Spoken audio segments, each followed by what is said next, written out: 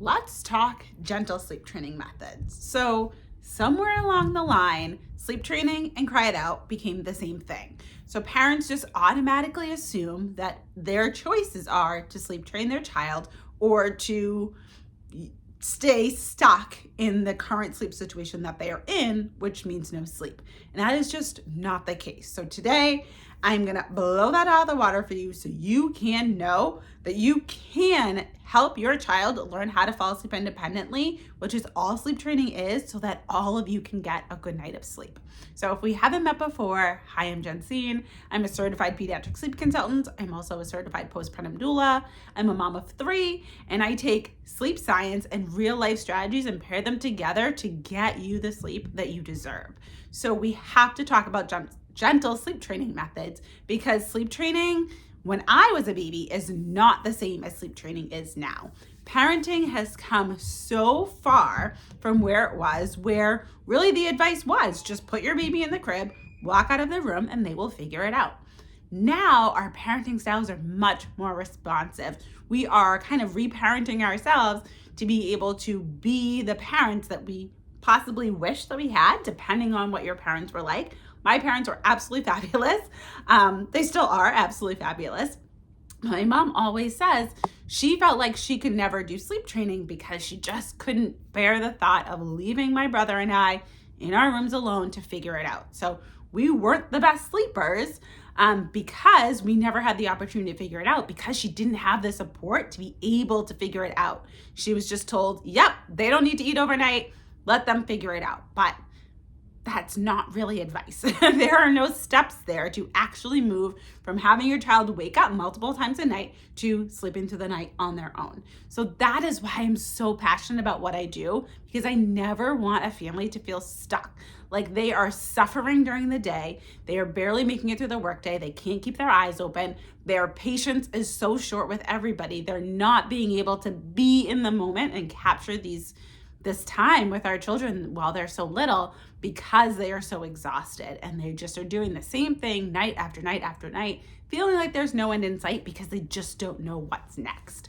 So inside my program, I teach 2 different gentle sleep training methods. So I do want to give the little asterisk that gentle sleep training does not mean no tears. And if anybody tries to sell you a no tear sleep training method, I've never seen it happen. I do not believe that that exists. And we actually don't want that to exist, because we want our babies to cry. It sounds weird, but we do, because that is their main way to communicate with us. And if they never cried, we would never know if they were hungry, if they were wet, if they were sick, if they were tired, if they needed anything. We need them to cry in order for us to be able to understand their communication. And their cries are different. Not all cries are the same. So we really have to understand what the different cries are. And if you are curious about what the different types of cries are, I actually have, that's the first video in my program. It breaks down the different types of cries that children do during sleep training and what to do in those moments, because we cannot respond the same to a whimper cry than we do to a very immediate 0 to 60 something is wrong cry. We need to have different responses, but oftentimes parents will have the same response to every single cry. So that is the first video inside of my Goodnight programs. But going back to the two strategies that I offer inside of it that are gentle, but they do not mean no cry. That they just mean that you are there supporting your child while they learn a new skill. The best way for anybody to learn something new is to have somebody that already knows how to do it help you with it. If you come into a new job on the first day and they say, nope, you don't get any training, here's some instructions, figure it out on your own. You're not going to be as successful as if they assign you a person to train you that you can ask questions to, you can get support from, you can figure it out with together. And they can be there to be that guide. So you are your child's guide as they are figuring this out. And if you need support, I would love to be your guide as you are also figuring this out to help them figure it out. So there's a little bit of a trickle down effect. But you want to be there to show them, I'm here, you are okay, I am supporting you, this is difficult, but you can do it. It's really the first step in kind of helping our children be more independent, learn how to help themselves, because I really value my children being able to help themselves.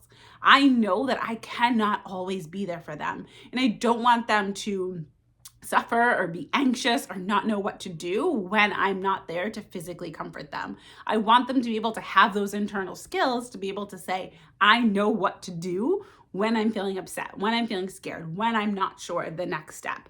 So an example for my middle son, he is a thumb sucker. He is 6 years old, he still sucks his thumb.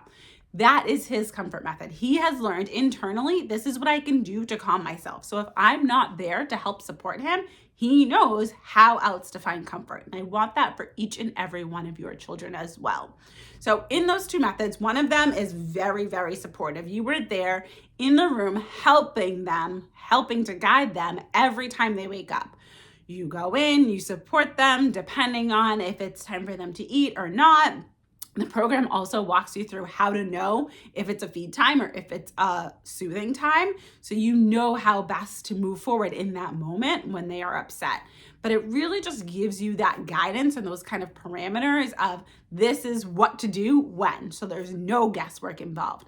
But really that I call it the stay in the room method. If you Google that, you'll probably find a lot more information on it. But you're there supporting them physically in the room, and then you slowly wean away that support. The other method that I use is a check-in. So we're going to be there, we're going to provide support, but then we're going to give them some space to also be able to figure it out.